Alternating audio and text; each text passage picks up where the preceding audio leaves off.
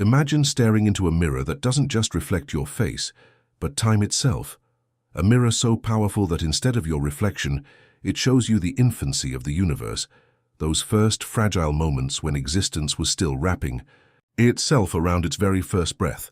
That's what the James Webb Space Telescope was built to do. But what it found was not infancy. It wasn't a cosmic cradle. It was something else entirely. A contradiction, a cosmic impossibility. And what Webb revealed didn't just stun astronomers. It shook the very skeleton of modern physics. For decades, scientists thought they had the timeline figured out. First came the Big Bang, then darkness, then slowly the birth of stars, galaxies, and eventually life. The further back you look, the simpler it should be: scattered hydrogen, loose particles, chaos. But when Webb pointed its golden mirrors at a quiet patch of sky, one of those black voids where nothing was supposed to be, it saw something that should never have existed at that time. Not a smear of light, not a haze, but a fully formed galaxy, spiral arms wrapped like ribbons of starlight, star clusters orbiting in harmony, and at its core a monstrous black hole, not forming, already thriving, and this wasn't a fluke. As the data poured in, more galaxies appeared, structured, chemically mature, gravitationally stable. It was as if the cosmic clock had skipped billions of years and jumped straight into maturity. Each new image made one question echo louder. What if everything we thought we knew about the beginning is wrong? When Webb captured one of these galaxies, over 13 billion light-years away, it should have been faint, almost invisible. But instead what stared back was breathtaking.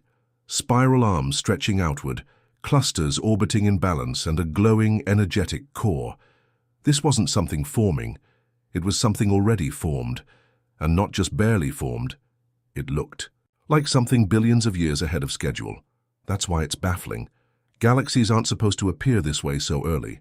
The accepted story says matter started spread thin, pulled slowly together by gravity, collapsing into stars, then galaxies, over immense timescales. But Webb saw evidence that this entire process had already happened, and far too quickly. It was like walking into a forest where a seed had just been planted and finding a fully grown redwood tree. And these galaxies weren't isolated. Webb uncovered more and more of them, scattered across the sky, each one displaying maturity and organization that shouldn't have been possible. This wasn't a glitch in the instruments. The instruments were perfect. What wasn't working was our understanding of the universe. Then came the chemical shock. When astronomers analyzed the light from these galaxies, they didn't just find hydrogen and helium. They found oxygen, carbon, even iron. These are heavy elements that can only exist after stars have lived, died in supernova explosions, and spread their contents back into space. That cycle takes time, hundreds of millions, even billions of years. But these galaxies were less than 400 million years old. That means not only had the first stars already formed and died, but the cycle of death and rebirth had already happened more than once. The early universe, it seemed, wasn't quietly waking up. It was sprinting, burning, exploding, and recycling, material at impossible speed. And the presence of these elements raises an even deeper question, because they're not just the ingredients for stars, they're the foundation for planets, atmospheres, even life. To find them so early is like stumbling across a thriving coral reef at the base of a volcano that only erupted yesterday. The timeline doesn't just feel rushed, it feels broken. And just when it seemed it couldn't get stranger, Webb found something that broke the rules even more. Deep in the heart of one of these galaxies sat a supermassive black hole, weighing over 1 billion times the mass of our Sun. Even today, that would be incredible. But in the early universe, it's cosmologically absurd. Black holes are supposed to grow gradually, forming from collapsed stars and feeding for billions of years. Even the most optimistic models can't explain something this massive appearing so soon. It was like finding a fully grown adult who was born just an hour ago. The math doesn't work. And yet, there it was. So now scientists are considering radical possibilities. Primordial black holes formed from density fluctuations at the dawn of time. Exotic particles. Dark matter shaping the early cosmos in ways we never expected. These aren't tweaks to existing models. These are entirely new blueprints for reality. Because Webb hasn't just shown us anomalies. It has revealed a universe that seems to be behaving in reverse, where complexity comes before simplicity, where ancient light carries blueprints that shouldn't exist. Some propose that dark matter may have been more active than we thought, creating scaffolds that galaxies built upon. Others suggest that time itself may have flowed differently, stretched in ways we can't yet detect, letting eons of evolution unfold in what looks to us like mere flashes.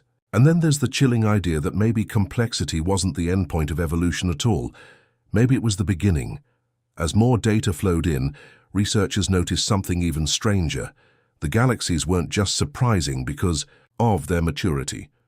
Their shapes carried a repeating pattern, a mathematical ratio eerily similar to the golden spiral. This wasn't random. It was structure. A hidden geometry stretching across billions of light years, linking systems in elegant alignment. The layout of matter itself looked fractal, patterned, as if the universe had been coded from the very start. But coded by what? A law deeper than physics, or something far more disturbing? Evidence of intention embedded into space-time itself. Then came perhaps the most controversial discovery. In a supposedly empty region of space, Webb detected faint traces of complex organic molecules. Not just methane or ammonia, but polycyclic aromatic hydrocarbons, the building blocks of amino acids and, by extension, life. And they weren't attached to stars or planets. They were drifting freely, intact for nearly 13 billion years. That meant the ingredients of life weren't a late development. They were there from almost the beginning. If true, life isn't a cosmic accident. It's a feature, a constant, a thread woven into the universe itself. And then, the image that silenced even skeptics. Webb captured 6 galaxies arranged in a perfect formation, like petals around a flower, orbiting in near synchronization. A structure so precise, no natural model could explain it. Scientists called it the flower. Some argued it was a coincidence, others blamed lensing or turbulence, but a few whispered that maybe, just maybe, it was intentional. A marker, a signpost, a calling card, waiting billions of years for us to notice. Finally came the most unsettling idea of all. What if our act of observation is influencing what we see? In quantum physics, the observer effect says particles behave differently when measured. But what if that principle doesn't stop at particles? What if the universe itself responds to being observed? Some physicists are starting to notice subtle shifts in Webb's data over time, as if the universe is aware of our attention. If true, then we aren't just exploring, we're participating, co-authoring reality itself. What Webb has revealed is not just about stars or galaxies or dust, it's about truth, a truth so vast and so ancient that to glimpse it is to feel the scaffolding of reality tremble beneath your feet. We didn't just see the unimaginable, we unlocked it, not by force, but by daring to look. Galaxies too mature, chemistry too complex, patterns too perfect, signals too aware.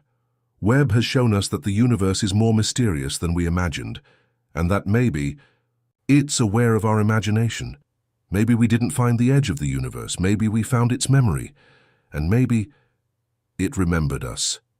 So the question isn't just what did Webb see? The real question is, what saw Webb? If that left you shaken, if the patterns felt too sharp, the timing too perfect, the revelations too synchronized, then you're not alone. Keep watching, because the next signal may already be incoming.